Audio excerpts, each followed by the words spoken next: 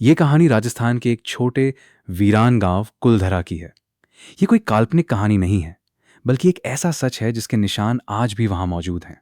कुलधरा एक ही रात में गायब हुआ गांव।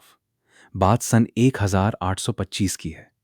कुलधरा एक खुशहाल और समृद्ध गांव हुआ करता था, जहां पालीवाल ब्राह्मण रहा करते थे।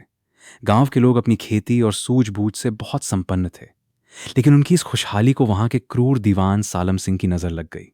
सालम सिंह एक लालची और अय्याश इंसान था। एक दिन उसकी नजर गांव के प्रधान की खूबसूरत बेटी पर पड़ी। वो उस लड़की को पाने के लिए पागल हो गया। उसने गांव वालों को संदेश भिजवाया कि या तो वे उस लड़की को उसे सौंप दें, या फिर अगले ही दिन से भारी लगान और जुल्म सहने के लिए तैयार रहें। उसने लड़की को उठाने के लिए एक रात की मोहलत दी। गांव के ब्राह्मणों के लिए यह उनकी बेटियों के सम्मान और स्वाभिमान की बात थी। उन्होंने सालम सिंह के सामने झुकने से साफ इनकार कर दिया। वो रहस्यमयी रात, प्रधान ने तुरंत आसपास के 84 गांवों की महापंचायत बुलाई। फैसला चंद मिनटों में हो गया। अपनी बेटी और सम्मान की खातिर वे सब कुछ छोड़ देंगे। उस खौफनाक रात कुलधरा और आसपास के 84 गांवों के लोग अपना सारा धन, कपड़े और मवेशी लेकर चुपचाप वहां से निकल गए। किसी को नहीं पता कि वे सब एक ही रात में कहां गए, कैसे गए, और आज उनकी पीढ़ियां कहां हैं। वे हवा की तरह गायब हो गए। लेकिन जाने से पहले तड़पते और गुस्से से भरे ब्राह्मणों ने उस जमीन को एक भयानक श्राप दिया। आज के बाद इस जमीन पर कोई कभी बस नहीं पाएगा। जो भी यहां रहने की कोशिश करेगा वो तबाह हो जाएगा। आज का सच, क्या वाकई वहां कुछ है? आज लगभग 200 साल बाद भी कुलधरा एक खंडहर है। सरकार ने इसे एक टूरिस्ट स्पॉट बना दिया है, लेकिन शाम 6 बजे के बाद यहां रुकने की सख्त मनाही है।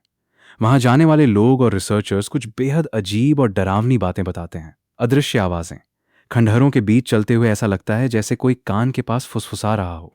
कभी कभी चूड़ियों की खनक और बच्चों के रोने की आवाजें आती हैं। अचानक बदलता तापमान, चिलचिलाती धूप में भी गांव के कुछ कोनों में अचानक हवा बर्फीली ठंडी हो जाती है। पैरानॉर्मल सोसाइटी का दावा। दिल्ली की एक पैरानॉर्मल सोसाइटी ने एक रात वहां बिताई थी। उनके पास मौजूद भूत पकड़ने वाली मशीनों, ईएमएफ मीटर्स में अजीब से सिग्नल मिले। उनके एक सदस्य ने दावा किया कि किसी अदृश्य हाथ ने उसके कंधे पर थपकी दी थी, और जब उसने पीछे देखा तो वहां कोई नहीं था। गांव के टूटे हुए पत्थर, सूनी सड़कें और खाली पड़े आंगन आज भी उस रात की गवाही देते हैं, जब स्वाभिमान की खातिर हजारों लोगों ने हंसते खेलते आशियाने को हमेशा के लिए एक भूतिया खंडहर बना दिया। क्या आप भारत की किसी और रहस्यमयी और भूतिया जगह के बारे में जानना चाहते हैं?